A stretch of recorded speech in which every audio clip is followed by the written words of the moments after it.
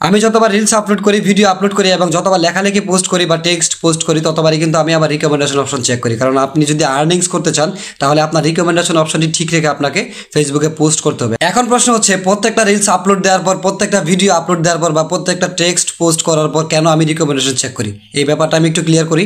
কারণ হচ্ছে, আমি যদি আমার যে কোনো টেক্সট বা যে কোনো পোস্ট অথবা যে কোনো ছবি আপলোড দেওয়ার পর আমি ফেসবুকের গাইডলাইন্স অমান্য করে থাকি, তাহলে কিন্তু যে কোনো সময় আমাকে ফেসবুকের রিকমেন্ডেশন থেকে সাসপেন্ড করে দিবে। হ্যাঁ গাইস, আমি ঠিকই বলছি। কারণ হচ্ছে, আপনি যদি রিকমেন্ডেশন ঠিক না রেখে, রিকমেন্ডেশনকে গ্রিন না রেখে আপনি কাজ করেন এবং আপনি যদি ফেসবুকের গাইডলাইন্স অমান্য করে কোনো পোস্ট করেন, যেমন ধরেন রক্তাক্ত কোনো ছবি বা রাজনৈতিক কোনো পোস্ট বা ফেসবুকের গাইডলাইন্সের বাইরে কোনো পোস্ট করেন, তাহলে কিন্তু আপনাকে ফেসবুক থেকে যে রিকমেন্ডেশন আছে সেটা সাসপেন্ড করে দিবে, ঠিক আছে?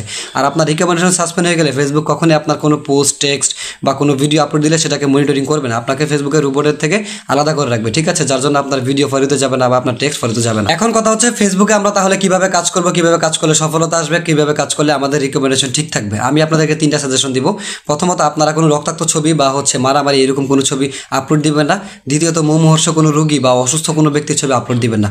তৃতীয়ত, কোনো রাজনৈতিক পোস্ট বা ফেসবুক ব্যতীত কোনো পোস্ট, ফেসবুকের গাইডলাইন্স ব্যতীত কোনো পোস্ট বা রিলস বা ভিডিও আপলোড দিবেন না, তাহলে আপনার রিকমেন্ডেশন ঠিক থাকবে ইনশাআল্লাহ। দ্বিতীয়ত যে বিষয়টা আপনাদেরকে বলতে চাই, আপনি যদি ফেসবুকে প্রফেশনালি কাজ করতে চান বা ফেসবুক থেকে সফলতা আনতে চান, তাহলে প্রতিদিন ন্যূনতম একবার আপনি আপনার সিকিউরিটি অ্যান্ড পাসওয়ার্ড অপশনে গিয়ে সবসময় চেক করবেন where you are logged in, এই অপশনটি, ঠিক আছে?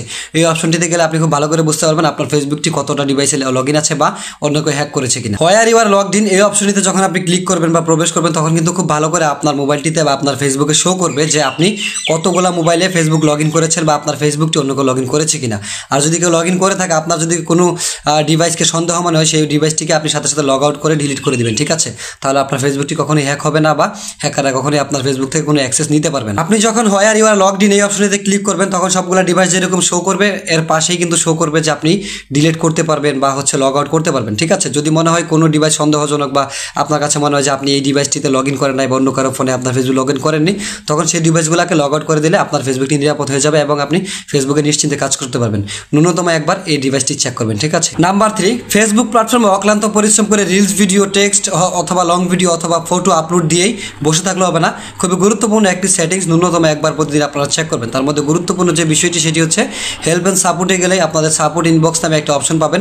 এই অপশনটিতে ক্লিক করে আপনারা চেক করবেন আপনার কোনো কমেন্টস ব্লক খেয়েছে কিনা, আপনার পেজে কোনো ইস্যু আছে কিনা, আপনার পোস্টে কোনো ইস্যু আছে কিনা, বা আপনার কোনো ভিডিওতে আপনি কোনো মিউজিক ব্যবহার করেছেন কিনা, এই সব কিছু জানতে পারবেন এই অপশনটিতে ক্লিক করলে, ঠিক আছে? Support inbox. এতক্ষণ যে বিষয়গুলো নিয়ে আপনাদের সাথে আলোচনা করেছি, তার মধ্যে গুরুত্বপূর্ণ হচ্ছে সাপোর্ট ইনবক্স, ঠিক আছে? সাপোর্ট ইনবক্সটা আপনারা মাস্ট বি একবার রাত্রে ঘুমানোর সময় হলো চেক করবেন, তাহলে বুঝতে পারবেন আপনার পেজে কোনো ইস্যু আছে কিনা এবং আপনি খুব ভালো করে বুঝে যাবেন যে আপনি পেজ থেকে আর্নিংস করতে পারবেন কিনা। আপনার যদি কোনো ইস্যু না থাকে, আপনি মাস্ট বি আর্নিংস করতে পারবেন, কোনো সন্দেহ নাই। নাম্বার 4 এবং সর্বশেষ বোনাস একটি কথা বলতে চাই, সেটি হচ্ছে ফেসবুকের সর্বশেষ আপডেট হচ্ছে আপনি 15 সেকেন্ডের নিচে কোনো রিলস আপলোড দিতে পারবেন না।